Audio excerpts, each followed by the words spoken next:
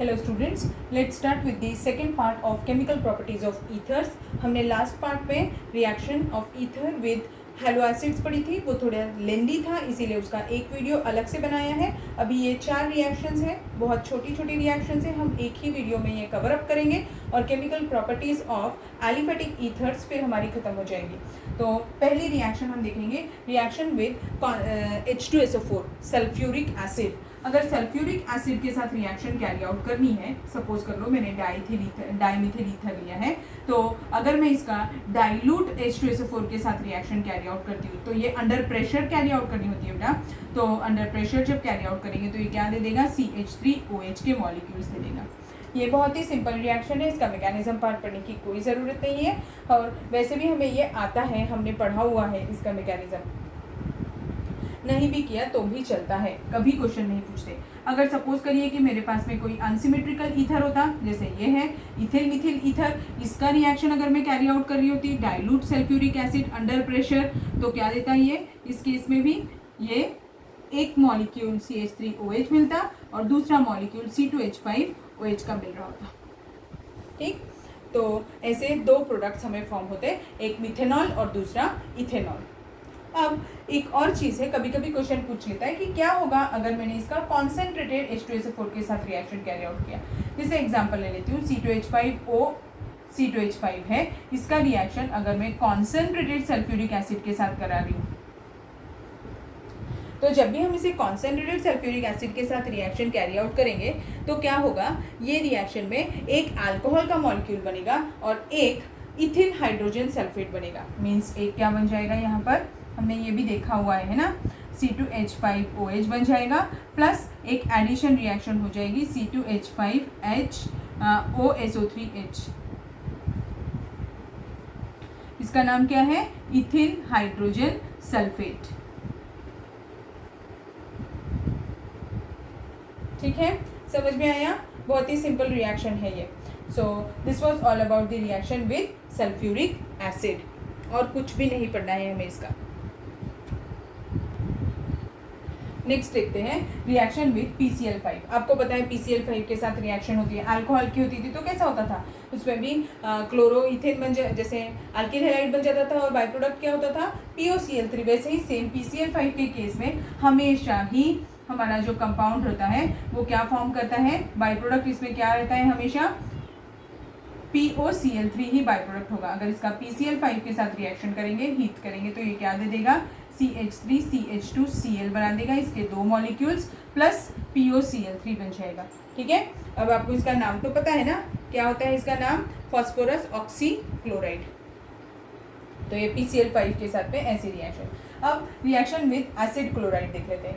Acid chloride के साथ अगर रिएक्शन कैरी आउट करेंगे तो देखिए कैसा, CH3O CH3 है, इसका रिएक्शन अगर मैं एसिड क्लोराइड बोल रहे हैं, एसिड क्लोराइड यानी क्या, CH3COCl के साथ कैरी आउट करूँ तो क्या होगा, अगर मैं CH3COCl के साथ रिएक्शन कैरी आउट करूँगी तो ये बॉन्ड यहाँ से ब्रेक होगा। जब ये बॉन्ड यहाँ से ब्रेक होगा तो क्या बनेगा, एक अल्किल हैलाइड बनेगा और दूसरा ईस्टर बनेगा। तो ये वाला जो पार्ट है वो जाकर इस वाले पार्ट के साथ में मर्ज हो जाएगा। तो ये कैसे दिखने लगेगा, देखिए CH3COO CH3 प्लस ये क्या बन गया, CH3Cl बन गया।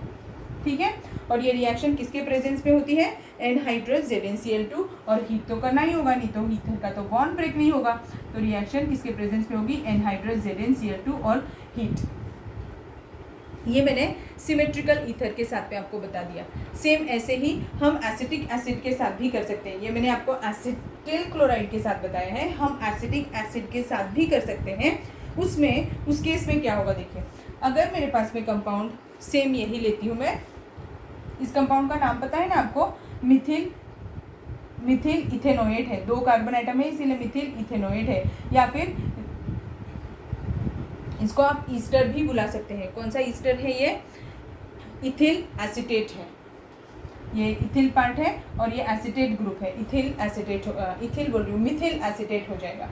ठीक है, अब अगर सेम रिएक्शन यानी कि CH3O CH3 की रिएक्शन मैंने एसिटिक, अब एसिटाइलेशन कर रहे हैं ना हम एसिटिल क्लोराइड के साथ में, हम चाहिए तो एसिटिक एनहाइड्राइड भी यूज़ कर सकते हैं।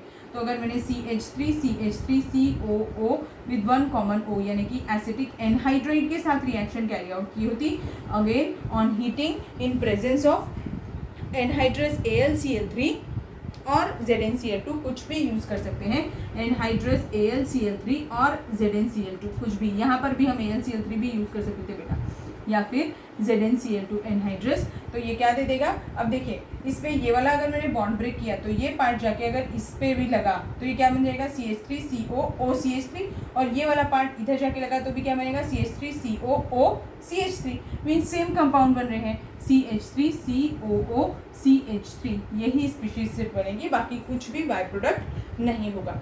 समझ में आया आपको यहाँ तक? बहुत ही सिंपल रिएक्शन है। पहली रिएक्शन हमने PCl5 के साथ की है और दूसरी एसिड क्लोराइड और एसिटिक एनहाइड्राइड के साथ इन प्रेजेंस ऑफ एनहाइड्रस AlCl3 या फिर एनहाइड्रस ZnCl2।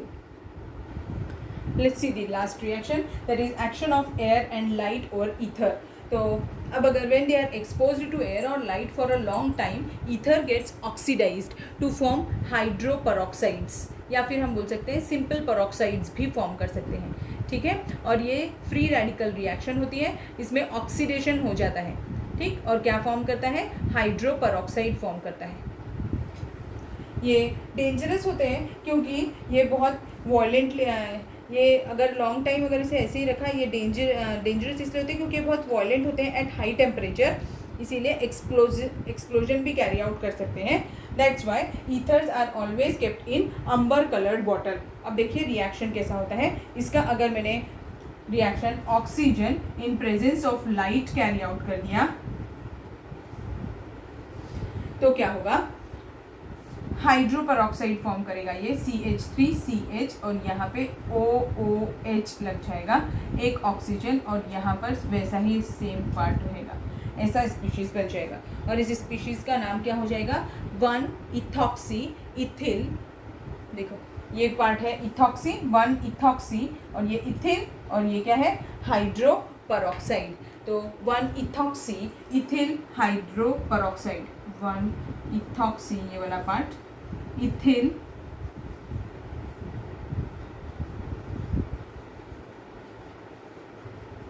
हाइड्रोपेरोक्साइड। सो बस इतना ही पढ़ना था हमें। अब एक और चीज़ आपको बताती हूँ, यूजेस ऑफ ईथर आपको होमवर्क है, आप अच्छे से करिएगा यूजेस ऑफ ईथर। और दूसरी चीज़, हम ईथर्स चैप्टर शुरू क्यों किए थे, हमने क्यों पढ़ रहे हैं हम ईथर्स, क्योंकि जैसे आपको बताया था कि पहले chloroform as a anaesthetic use किया जाता था, but nowadays we have stopped using chloroform as an anaesthetic because of the formation of the phosgene gas. COCl2 gas जो फॉर्म होती है वो डेडली पॉइजनस गैस होती है, फॉस्जीन नाम की। यानी क्लोरोफॉर्म को अगर एयर और लाइट के प्रेजेंस पे रख दिया या फिर उसमें थोड़ी भी एयर आ गई वो बॉटल में, तो वो तुरंत ही फॉस्जीन गैस में कन्वर्ट हो जाता है, और जो कि पॉइजनस गैस होती है। इसीलिए हमने chloroform as a anaesthetic use करना बंद कर दिया है। अब फिर अगर हम उसे एज ए एनेस्थेटिक यूज़ नहीं करते हैं तो अब हम ड्यूरिंग ऑपरेशंस क्या यूज़ करते होंगे, तो हम ईथर्स यूज़ करते हैं बेटा। उससे हमें पता चलता है ईथर्स जो होते हैं वो उतने ज़्यादा यानी वो उतने उनके साइड इफ़ेक्ट्स नहीं होते हैं, इसीलिए हम ethers as a anaesthetic use करते हैं। डायविनिल ईथर एक एग्जांपल है जो एज अ एनेस्थेटिक यूज़ किया जाता है। एक चीज़ बताऊंगी, अभी ये जो मैंने पेरोक्साइड्स बताए, मैंने बताया कि ये बहुत ही डेंजरस कंपाउंड्स होते हैं और ये डिकम्पोज होते हैं वॉयलेंटली एट हाई टेम्परेचर, जिसकी वजह से एक्सप्लोजन्स भी हो सकता है अगर ओल्ड सैंपल ऑफ ईथर से हमने ये हाइड्रोपेरोक्साइड्स रिमूव नहीं किए तो हम करते कैसे हैं, देखिए सिंपल रिमूवल कैसा मेथड है इसका, जस्ट आप समझ लीजिए। कभी अगर ऑब्जेक्टिव में आ गया तो आपको पता होना चाहिए। सिर्फ ईथर का बॉटल लेना जिसमें अगर बहुत ओल्ड सैंपल है, मीन्स अगर हमने यूज़ कर लिया है ईथर को, अगर यूज़ कर लिया है तो बॉटल ख़त्म होने लगेगी तो वो अप टू द रिम तो नहीं फिल्ड होगी। तो to prevent the formation of peroxide they should be kept in amber coloured bottle, it should be filled up to the rim. पर अगर हमने यूज़ कर ली है और बहुत ओल्ड होते जा रही है तो वो क्या होगा, it will form peroxides due to the presence of air in the vacant space. जो स्पेस खाली हो गई होगी, यानी अगर आधी बॉटल यूज़ हो गई है तो आधी बॉटल में कौन आ जाएगा, एयर आ जाएगा, और वो एयर जो है वो इसको हाइड्रोपेरोक्साइड में कन्वर्ट कर देगा। तो मुझे अगर ये रिमूव करना है तो क्या करेंगे, just treat it with aqueous solution of KI और फेरस सल्फेट। उसके साथ ट्रीट करने से ईथर पेरोक्साइड्स जो हैं वो फिर से रिड्यूस हो जाएंगे ईथर में। ठीक है, समझा आपको मैंने क्या बताया?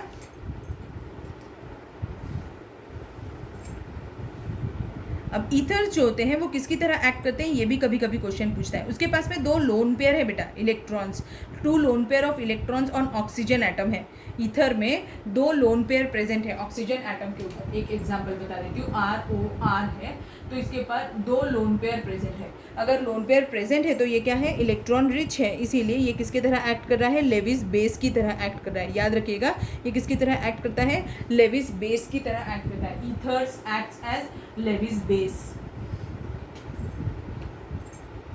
ठीक, so this was all about today's class. बाकी का अभी हमें एरोमेटिक ईथर्स पढ़ना है, उसकी हमें केमिकल प्रॉपर्टीज पढ़नी है, तो वो हम नेक्स्ट क्लास में देखेंगे। Thank you.